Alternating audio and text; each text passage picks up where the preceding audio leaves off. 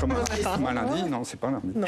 Et notre invitée politique ce matin, c'est Clémentine Autain. Bonjour. Bonjour. Merci beaucoup d'être avec nous, députée La France Insoumise de la Seine-Saint-Denis. On est ensemble pendant 20 minutes pour une interview en partenariat avec la presse régionale, représentée par Julien Lécuyer de La Voix du Nord. Bonjour Julien. Bonjour Oriane, bonjour Madame Autain. On a beaucoup de sujets à voir avec vous, Clémentine Autain. On commence par le pouvoir d'achat, le carburant, la hausse des prix. Elisabeth Borne a annoncé hier une aide pour les travailleurs modestes qui remplacera la ristourne à la pompe à partir du 1er janvier, aide de 100 € qui concernera la moitié des Français. Est-ce que c'est une bonne chose de cibler ceux qui en ont le plus besoin, selon vous ? Je pense que ce n'est pas du tout la bonne réponse. En fait, on voit un gouvernement qui bricole avec des primes, des chèques, parce qu'il est incapable de changer son logiciel de fond. Je pense qu'aujourd'hui, nous avons besoin de sortir de la logique du tout marché et d'être capable de réguler l'économie en fonction de nos besoins véritables et non pas des besoins des marchés financiers. Aujourd'hui, on est vraiment sous ce règne-là. Et donc, le gouvernement voit bien que ça ne marche plus. Cette logique de libre-échange, qui d'ailleurs est contestée jusqu'aux États-Unis d'Amérique, c'est quand même extraordinaire, puisque là-bas, 400 milliards ont été injectés dans l'économie cet été, dans un plan qui rompt avec ce qu'on connaissait depuis au moins 40 ans. Mais en France, on s'arc-boute. Macron ressemble un peu à un Giscard sorti du formol, vous voyez, et qui continue la politique. Le quoi qu'il en coûte était montrer que le gouvernement était capable de changer de logiciel. Non, je ne crois pas, parce que globalement, le quoi qu'il en coûte, ça a été des milliards déversés à des entreprises, notamment celles du CAC 40, qui ont empoché de l'argent, en dépit du fait qu'elles supprimaient des emplois, en dépit du fait qu'elles augmentaient les prix, en dépit du fait qu'elles ne faisaient rien pour la transition écologique, et en dépit du fait qu'au bout du bout, elles reversaient par milliards les dividendes, puisqu'il faut savoir... Pas pour les petites entreprises, il faut savoir... Ça a sauvé non, les grandes, pas que les grandes. Oui, pour les grandes, pardon, ça a sauvé aussi beaucoup de petites entreprises. Oui, mais il y a beaucoup de milliards, bien sûr, et je suis pour qu'il y ait un soutien au tissu très important de TPE, PME, mais ça devrait passer déjà par une fiscalité plus juste, puisque comme vous le savez comme moi, les petites entreprises payent proportionnellement beaucoup plus d'impôts que les grandes. Donc là, il y a quelque chose que le gouvernement ne veut pas... C'est le logiciel de prime qui vous embête, prime défiscalisée, et donc pas de reversement. Exactement. Des et après, on va nous expliquer qu'on a un problème sur les cotisations. Donc, sur l'énergie, il fallait faire totalement autrement.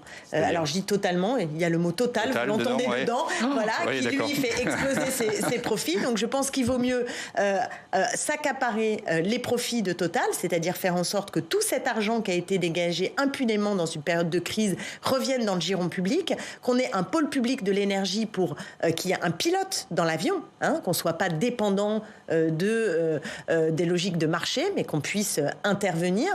Et par ailleurs, si vous bloquez les prix des produits de première nécessité, c'est-à-dire directement à la pompe, le consommateur n'est pas ponctionné. Voyez, là, on a l'impression d'être ponctionné deux fois. Avec la difficulté.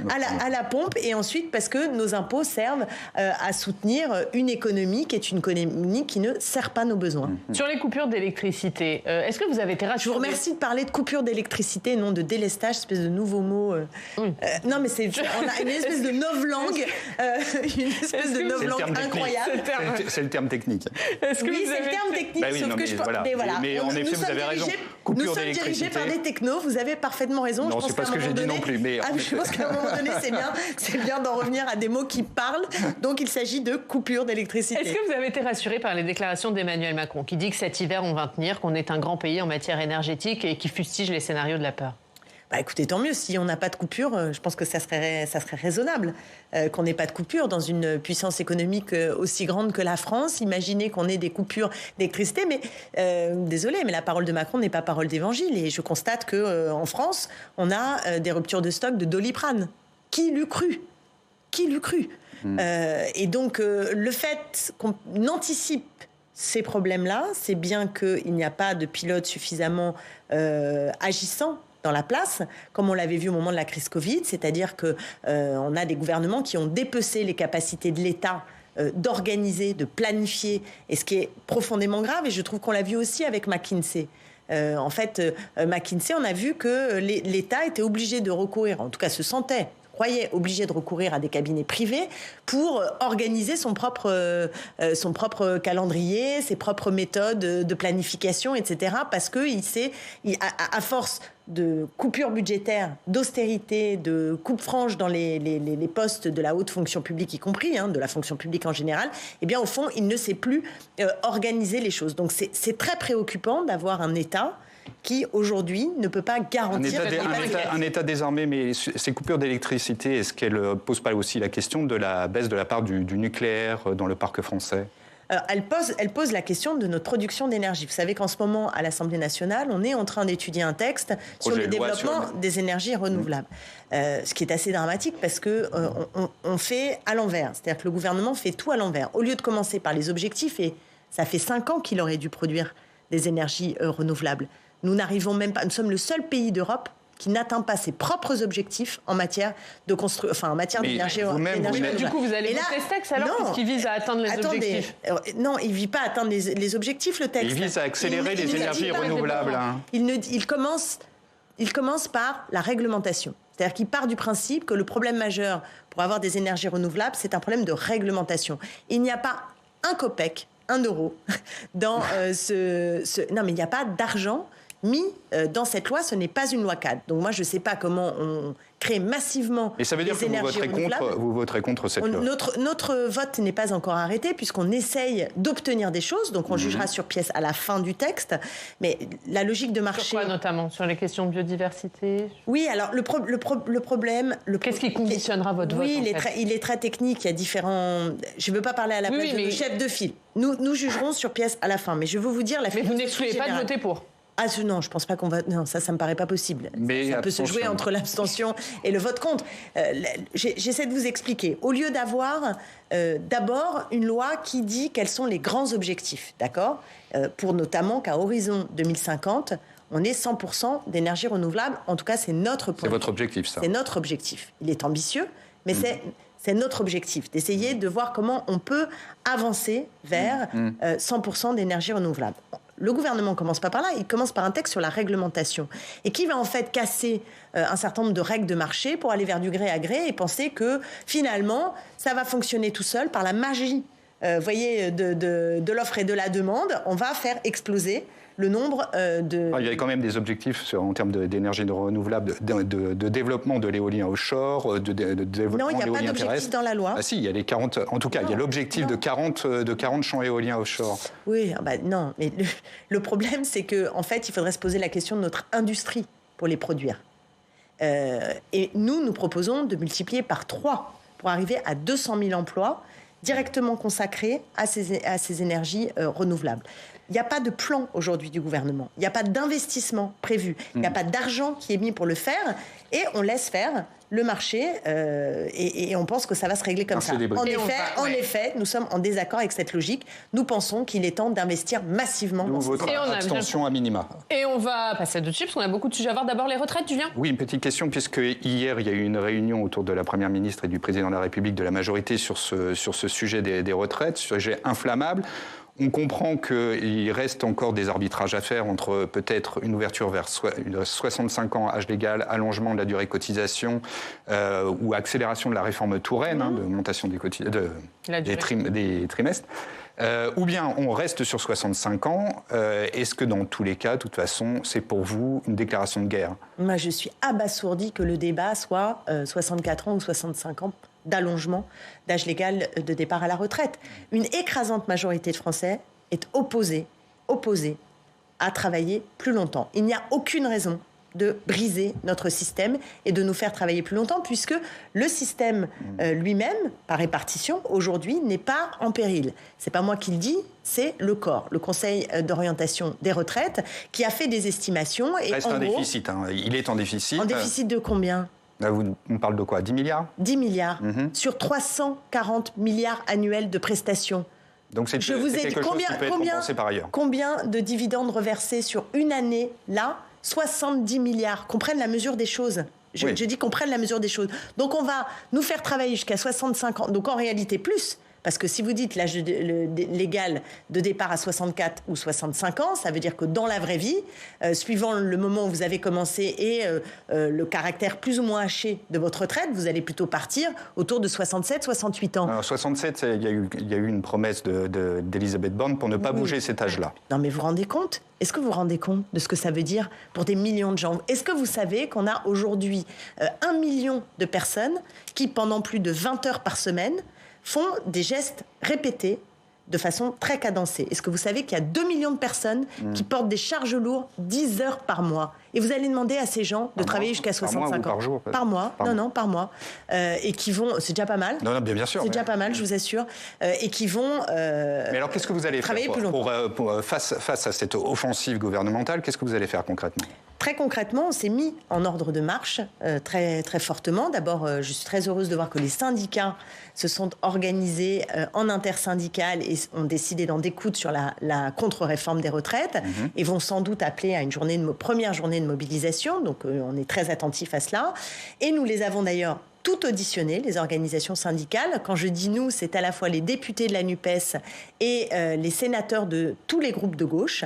Et nous travaillons ensemble. Nous aurons une conférence de presse la semaine prochaine, commune, avec un texte dans lequel nous disons... Donc un contre-projet. Vous allez présenter un... Là, pour l'instant, nous allons dire que nous ne voulons pas d'un allongement de l'âge de départ à la retraite et que nous réaffirmons notre horizon qui est celui d'un départ à 60 ans avec 40 annuités. Ça, c'est notre horizon. Et il y aura une mobilisation commune, politique et syndicale ensemble? Nous estimons qu'il n'y a pas péril en la demeure. C'est-à-dire que l'argument financier est un faux argument. C'est totalement mensonger. Il n'y a pas besoin urgemment de mettre à bas notre système, d'autant que dans les projections, en 2040... le système revient à l'équilibre. Et que par ailleurs, tout ça, c'est sans compter la capacité à faire en sorte qu'on aille vers le plein emploi. C'est-à-dire que toutes ces projections, on part du principe qu'on reste quelque part dans une situation où on n'est pas capable de chômage de masse. Mais la mobilisation, ce sera pour quand?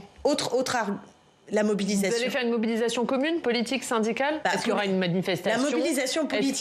La mobilisation politique, par définition, elle aura notamment lieu dans l'hémicycle quand le projet de loi arrivera, ça c'est une première chose. Et puis nous prenons des initiatives, nous avons auditionné les organisations syndicales, nous allons auditionner un certain nombre d'économistes et d'experts. Chacun dans son couloir. Nous faisons une conférence de presse, vous allez nous voir déployer, en tout cas, la détermination de la NUPES et de tous les groupes de gauche au Parlement est totale pour faire reculer le gouvernement. Nous l'avons déjà fait reculer la dernière fois.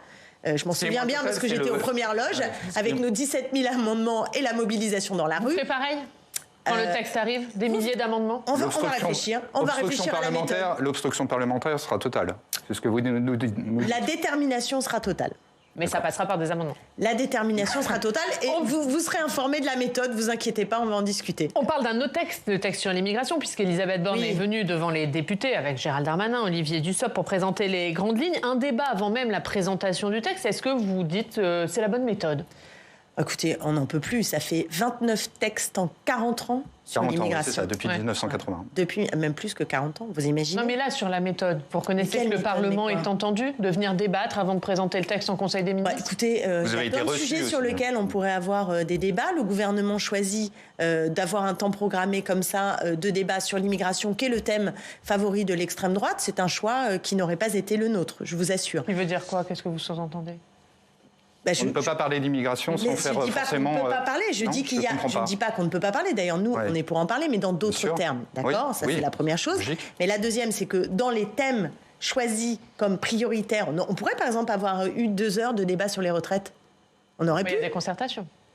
Oui, non mais et alors il y a eu sans doute peut-être que le gouvernement fait des concerts, il s'assoit dessus d'ailleurs, il concerte et puis après il dit merci, on vous a entendu, c'était aussi une promesse d'Emmanuel Macron que de faire un débat régulier d'ailleurs qui a été interrompu par le Covid sur l'immigration. Oui, mais donc je vous repose la question. On aurait pu dire que hier, puisqu'on avait 2 heures de débat sans vote à l'Assemblée nationale. Problème de priorité, mais sur le contenu du texte. Il n'y a rien qui vous va sur le contenu du texte. Sur la régularisation, par exemple, excusez-moi, c'est vrai, sur les titres de séjour... j'ai pas le temps de répondre. C'est vrai, vous avez raison. Sur les titres de séjour particuliers pour les métiers en tension, est-ce que c'est pas quand même une voie de régularisation qui pourrait vous satisfaire? Nous, on est pour, en effet, la régularisation de ceux qui sont sur notre territoire et qui travaillent sur notre territoire. Mais si vous voulez, c'est l'entrée qui ne va pas. C'est l'entrée qui ne va pas parce que nous n'estimons pas qu'il y a une crise de l'immigration, donc un problème de trop de migrants, une logique de submersion que semble valider le gouvernement et notamment M. Darmanin. Nous estimons qu'il y a une crise de l'accueil. C'est pas du tout la même chose. Il n'y a pas de submersion. Vous pouvez regarder toutes les enquêtes sociologiques, tous les travaux qui sont faits sur le sujet, ça n'est pas vrai. C'est globalement assez stable. Le texte donc de quoi parle-t-on? Le texte parle de la rationalisation des procédures. Mais pourquoi autant de textes en permanence pour durcir en réalité les conditions? Mais là, il n'y a pas que durcir, il y a une amélioration de l'accueil, il y a une réforme des préfectures. Attendez voir, la réforme des préfectures. Moi, j'attends de voir. La réforme des préfectures, elle est importante. Vous-même, et a raison, Boris Vallaud aussi a rappelé le désordre actuel. C'est 1 an de procédure. On cherche à le réduire à 6 mois. Ça, c'est plutôt une bonne chose, non? Mais il faut embaucher. Moi, j'ai eu la discussion à plusieurs reprises avec, j'ai envie de dire, les préfets, parce que dans la durée, il y a eu plusieurs de Seine-Saint-Denis. Ce qui est terrifiant en Seine-Saint-Denis, c'est qu'on n'a pas la capacité d'appliquer l'état de droit, de faire en sorte que nous soyons dans un état de droit. Donc, ce n'est pas un problème de procédure pour vous, c'est un problème d'effectifs? De moyens, ils n'ont pas les effectifs. Ils ne peuvent pas appliquer l'état de droit. Vous vous rendez compte ce que je suis en train de vous dire? Vous imaginez un préfet qui lui-même est capable de dire... Je ne suis pas en état d'appliquer l'état de droit parce que je n'ai pas suffisamment de personnel pour recevoir à temps les gens et vérifier si leur dossier leur donne droit ou pas à un titre de séjour. C'est quand même effrayant, absolument effrayant. Donc on a une crise de l'accueil. Et ce que fait le gouvernement avec ses débats et ses lois à répétition qui globalement durcissent les conditions d'accueil et qui globalement ne luttent pas contre les Frontex, contre toutes les logiques qui sont des logiques qui sont particulièrement violentes, voire parfois criminelles vis-à-vis des migrants, eh bien ce gouvernement, il lutte non pas contre une hypothétique submersion des migrants, mais comme l'a dit ma collègue Elsa Fossillon, c'est plutôt une logique de submersion du Front National, des idées du Front National, enfin du Rassemblement national, de l'extrême droite. Oui. C'est à ça que contribue aujourd'hui le gouvernement. Okay. On va poser une question sur la santé. Oui, santé. Alors, on est à l'aube d'une 9e vague, nous disent les chiffres. Est-ce qu'il faut, pour vous, réinvestir les gestes barrières, remettre le masque dans les transports, par exemple? Écoutez, que chacun se protège, que la vaccination puisse perdurer et que les personnes les plus fragiles, parce que c'est ça le plus important, c'est que les personnes les plus fragiles devant ce virus puissent être le mieux protégées possible. Donc oui, il faut rappeler les gestes barrières. Je pense que là, aujourd'hui, si on disait aux Français, allez, on refait tout, on remet des masques partout, des gestes barrières partout, je pense que nous aurions un problème de consentement. Est-ce que dans un tel contexte, Madame Autain, il est utile, voire légitime de réintégrer des soignants non vaccinés? Alors, la proposition de loi de ma collègue Caroline Fiat, qui était présente dans notre niche, visait notamment, et c'était intéressant le débat qu'il y a eu à ce moment-là, visait notamment à répondre à une situation que nous avons chez les ultramarins, dans les Outre-mer. Pas que. Non, mais pas que. En France, vous savez, c'est plus que marginal. Hein. Les personnels soignants.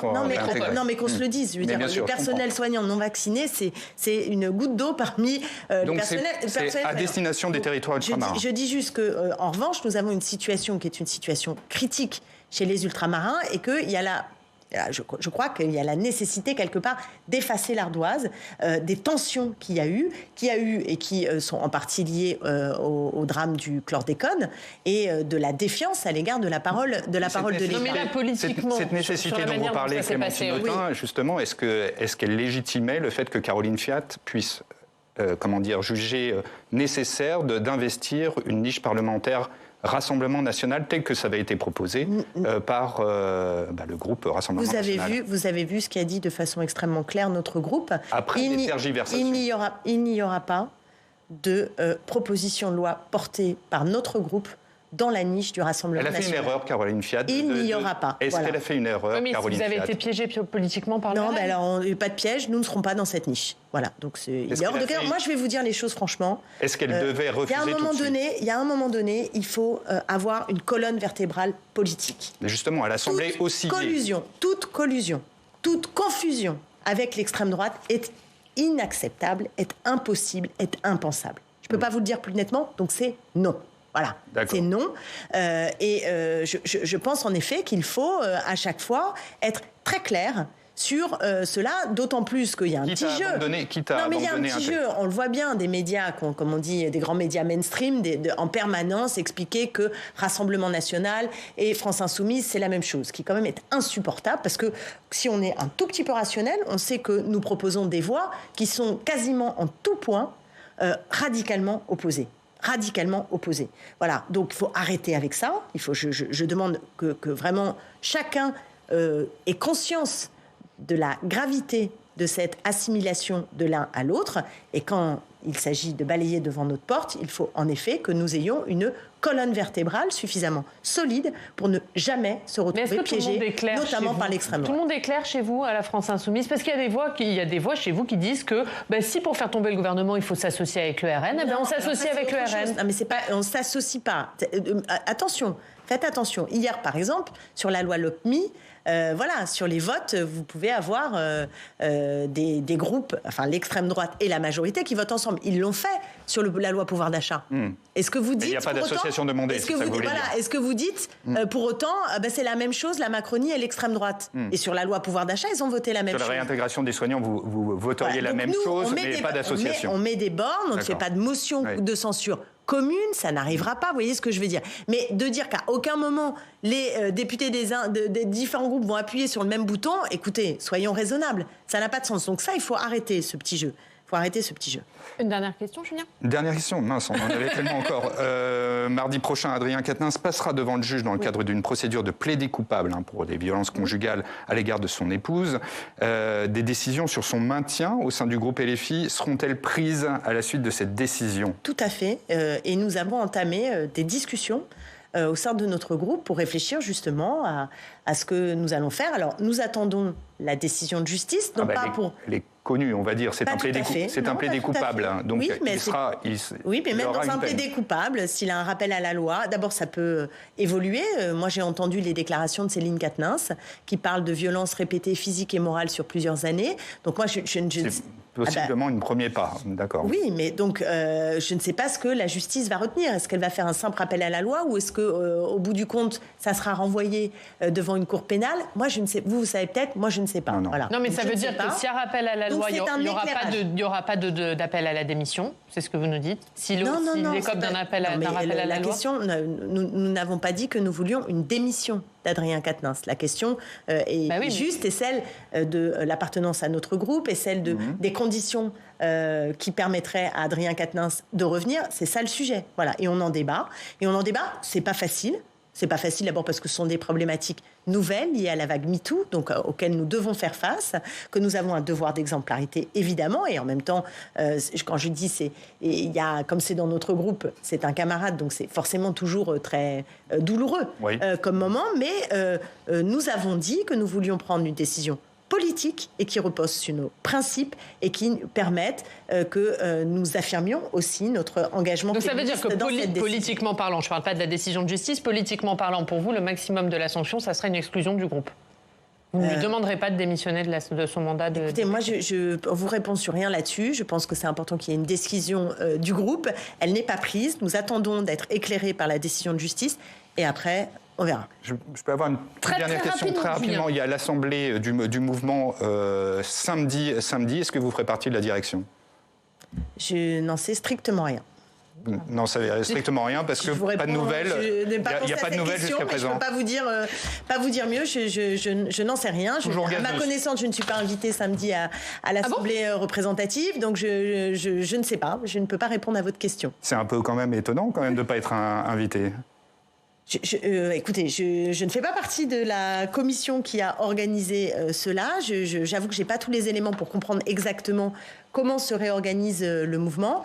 Et pour ma part, je suis incapable de vous dire aujourd'hui si je vais participer. Donc c'est toujours gazeux pour vous, ce mouvement. Voilà, mais je ne doute pas que d'ici là, nous aurons des réponses. Et merci beaucoup, Clémentine Autain. La une de La Voix du Nord, c'est peut-être une éclaircie pour Camaïeu. La marque Camaïeu sera achetée par Célio. Merci beaucoup, Julien. Merci, Clémentine Autain. On passe au Club des Territoires.